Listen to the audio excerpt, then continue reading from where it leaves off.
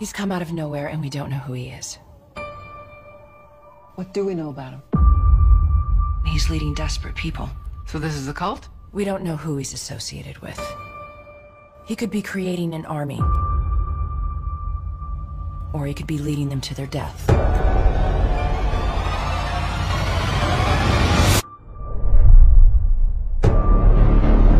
What were you doing in Syria?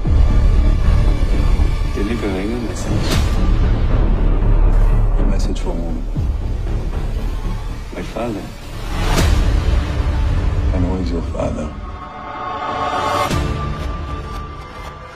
We've lost him. What do you mean? He just disappears. No one just disappears. We all witnessed a miracle. He saved my daughter's life. You need to see this. Bury it for as long as you can. He didn't just click his heels and end up here. He clearly had help. You get around Syria, Israel, Texas. It's the nature of my work. And what is that work? God's work. Who do you think he is? You didn't see what I saw. And if I did, would I be calling him the second coming? How far will this new movement spread? I'm going to find out everything about you.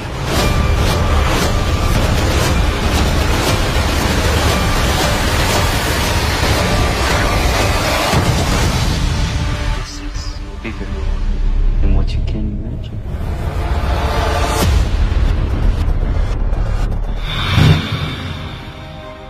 Baru-baru ini, masyarakat dunia tengah ramai membincangkan serial terbaru Netflix yang akan tayang pada Januari tahun depan, berjudul Messiah, setelah trailer musim pertamanya resmi dirilis.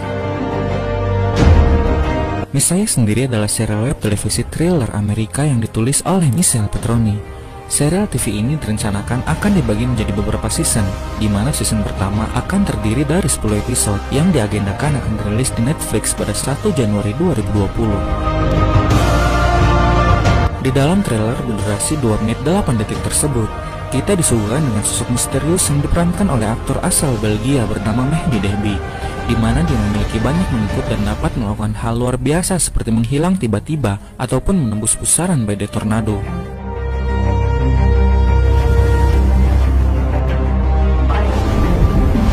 Meskipun demikian, trailer tersebut tidak menjelaskan secara rinci siapa sebenarnya sosok misterius ini, apakah mengarah kepada si Messiah atau menjuru kepada Dajjal sang Mesias palsu seperti dugaan banyak pengguna media sosial. Di dalam cuplikan trailer tersebut, memperlihatkan sebuah tembok dengan tulisan False God atau Tuhan palsu yang tengah tersulut api. Scan ini membuat sejumlah pengguna media sosial menghubungkan sosok misterius itu dengan Dajjal, karena False God adalah arti lain daripada Al-Masih Dajjal, yang jika diterjemahkan memiliki arti Mesias palsu, pembohong, dan penipu. Apakah propaganda yang sedang mereka persiapkan? Banyak spekulasi yang terbentuk dalam benak masyarakat saat ini.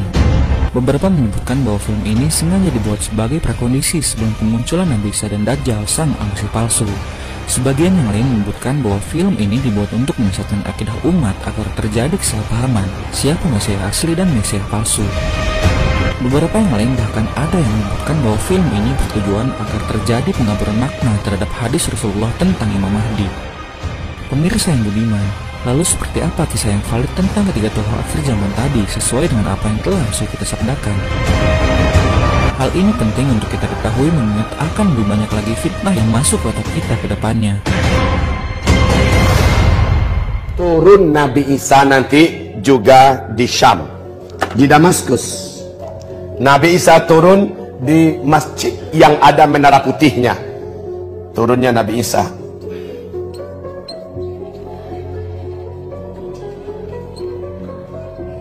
Ya. Dajjal nanti akan keluar di sini. Dajjal, ini kota Asbahan, Iran. Kota Asbahan adalah kota khusus untuk umat Yahudi di Iran sekarang.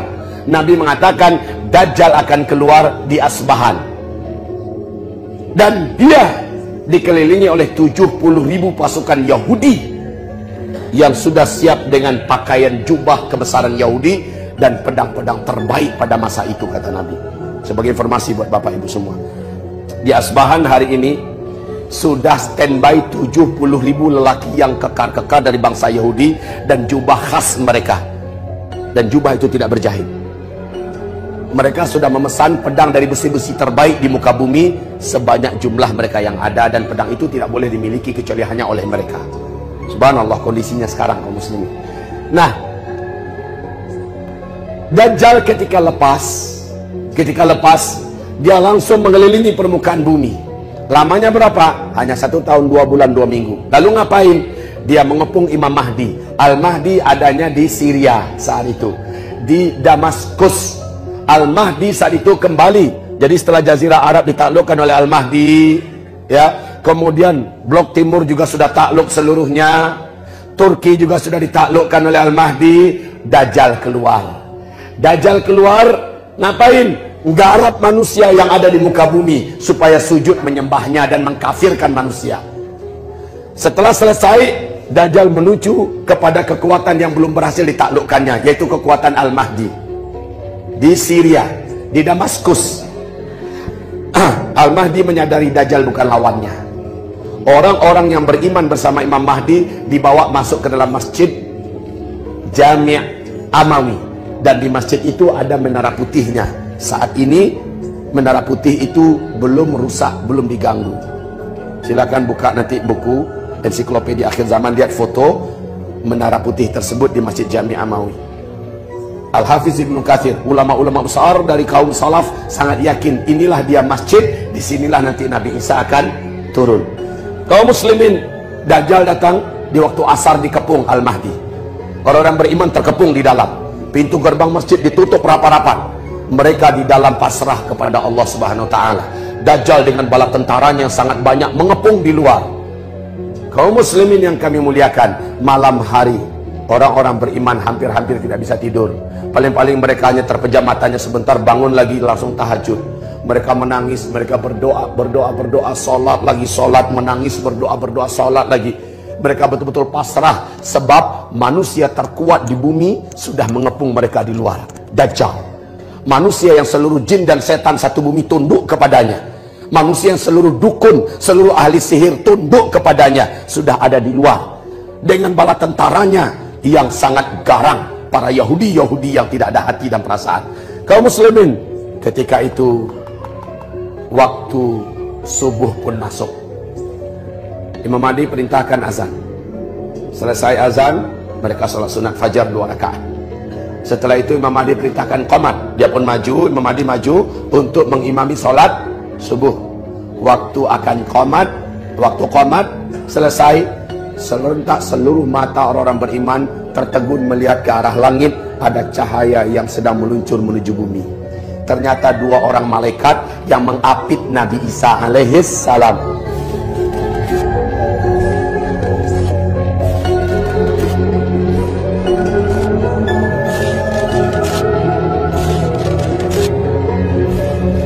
Kata Rasulullah, Nabi Isa meletakkan kedua tangannya di atas kedua bahu malaikat, samping kiri dan kanannya turun. Saat sampai di bumi, malaikat naik kembali. Imam Mahdi langsung mundur ke belakang, mempersilahkan Nabi Isa untuk mengimami sholat.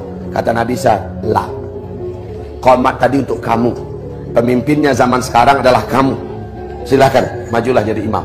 Maka Imam Mahdi kembali maju dan memimpin imam untuk kaum muslimin, termasuk Nabi Isa di belakang. Dajjal nggak nyadar di luar sana bahwa satu-satunya kekuatan yang disimpan oleh Allah yang bisa membunuh dia sudah Allah turunkan.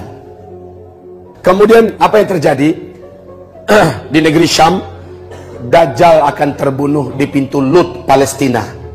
Jadi setelah Dajjal keluar, setelah Dajjal mengepung, Nabi Isa sudah turun, sudah sholat bersama orang-orang beriman. Orang beriman sudah berbunga-bunga hatinya.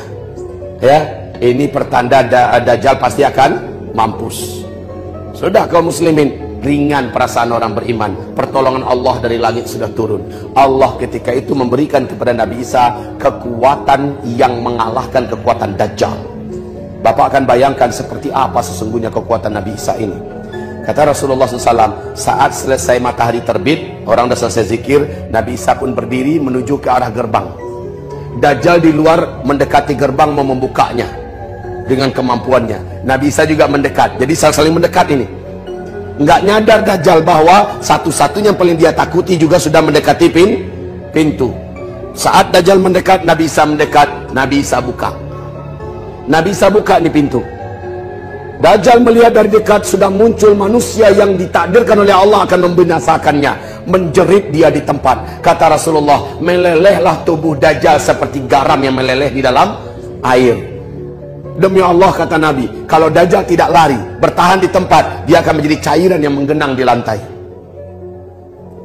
Tapi Dajjal segera lari. Kata Rasulullah, nafas Nabi Isa, nafasnya saja, seluruh orang kafir yang ada sekitar Dajjal mati di tempat oleh nafas Nabi Isa. Dan nafas Nabi Isa mampu membunuh di jarak 500 km. Bapak mampu bayangkan kekuatan apa yang Allah berikan kepada Nabi Isa ketika itu. Dajjal saja begitu hebatnya, tentulah antinya dari langit jauh lebih hebat. Lari Dajjal ke timur, Nabi Isa sudah nunggu di timur. Lari Dajjal ke barat, Nabi Isa sudah nunggu di barat. Dan Nabi Isa tahu bahwa kematian Dajjal adalah di pintu Lut. Maka Isa nunggu di pintu Lut. Dajjal nyampe ke sana, langsung ditikam dengan tombak yang dibawa oleh Nabi Isa. Tembus, Dajjal pun mati. Ini agenda kelima yang terjadi di Syam. Masih banyak topik yang akan kita bahas. Silakan subscribe channel kami agar kita bisa lebih dekat dan bersama membahas berbagai topik menarik lainnya. Like bila Anda suka dan unlike saja bila Anda tidak suka dengan video seperti ini. Terima kasih telah menonton dan sampai jumpa.